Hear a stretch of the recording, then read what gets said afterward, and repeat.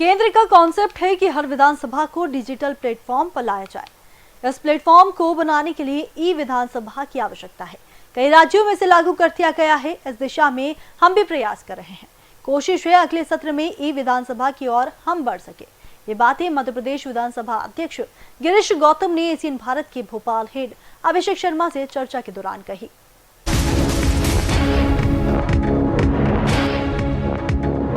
हमारे साथ हैं मध्य प्रदेश विधानसभा के अध्यक्ष गिरीश गौतम जी। 1-to-1 बातचीत के लिए हम कुछ सवालों के जवाब मध्य प्रदेश की विधानसभा से रिलेटेड और कुछ राजनीति और कुछ राजनीति से हटकर हम बातचीत करेंगे। सर, वर्तमान में जो अभी नगरीय निकाय है, नगरीय निकाय के जो चुनाव हुए हैं उसमें विंध्य का प्रदर्शन थोड़ा सा कमजोर रहा है। इस पर थोड़ा सा मैं चाह रहा न, ये मुझसे ये सवाल नहीं हो सकता। अच्छा, ये तो उनसे पूछिए। ठीक है सर। अच्छा सर, अभी जो अपना विधानसभा का मानसून सत्र है वो थोड़ा सा आगे हो गया है। अभी 25 जुलाई को था, अब सितंबर में सुनने में आ रहा है, तो उस पर क्या 13 सितंबर से 13 सितंबर से हो गया है। किसी तरह का परिवर्तन नहीं किया, केवल तारीखों को एक तरह से आगे बढ़ा दिया गया। जिस तरह से 25 जुलाई से था उसी से 13 जुलाई से। अलग से प्रश्न नहीं मंगाए जाने, अलग से प्रश्नों के उत्तर नहीं तैयार किए जाने, माने उसको जो सूचना जारी थी उसको निरस्त न करते हुए केवल तारीखों को आगे बढ़ाने का अधिसूचना हुई है। तो प्रश्न वही रहेंगे, उत्तर वही रहेंगे, सब कुछ वही रहेगा।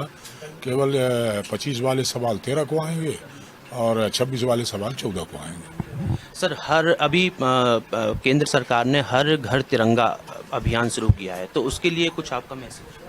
नहीं, लगाना ही चाहिए। उससे दो बातें होती हैं।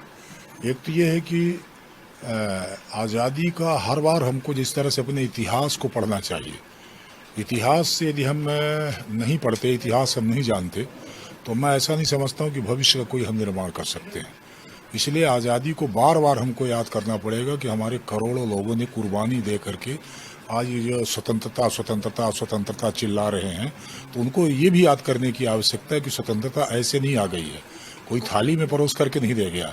लाखों नौजवानों ने कुर्बानियां दी हैं, कितने लोग मारे गए हैं, तो उसको याद करने के लिए यदि हम तिरंगा झंडा फहराते हैं अपने घर के भीतर, तो हमारे लिए एक सम्मान का विषय होना चाहिए। सर, संसद नया बना है, क्या मध्य प्रदेश विधानसभा में भी कुछ नया क्रियाकलाप या कुछ नई रणनीति? अभी तो एक केंद्र का ही कंसेप्ट आया है कि हर विधानसभा को एक प्लेटफॉर्म में, डिजिटल प्लेटफॉर्म में लाना। कहीं की भी जानकारी आप खोल करके प्राप्त कर सकते हो, तभी होगा जब एक तरह का प्लेटफॉर्म होगा, और वो प्लेटफॉर्म है डिजिटल प्लेटफॉर्म। तो उस प्लेटफॉर्म को बनाने के लिए ई विधानसभा की आवश्यकता है। तो हम लोग प्रयास कर रहे हैं कि उसको बने। कई राज्यों ने लागू कर दिया, जैसे उत्तर प्रदेश में हो गया है, हिमाचल में हो गया है, केरल ने स्टार्ट कर दिया, कर्नाटक बना रहा है, नागालैंड में लगभग तैयारी की दिशा में। इस दिशा में हम भी प्रयास कर रहे हैं कि अगला जो सत्र मार्च का बजट हो उसमें ई विधानसभा की तरफ हम बढ़ सके, तो उससे अच्छा कुछ नहीं हो सकता। सर, आज़ादी का अमृत महोत्सव मनाया जा रहा है और 15 अगस्त नज़दीक है, तो कुछ विशेष तैयारियां? एक तो हम ये चाहते हैं कि विधानसभा के भीतर अमृत महोत्सव चूँकि हमारा हो रहा है, तो विधानसभा में कोई विशेष सत्र एक दिन का हो जिसमें हमारे राष्ट्रपति जी आ सकें, तो हमारे लिए बहुत अच्छा है।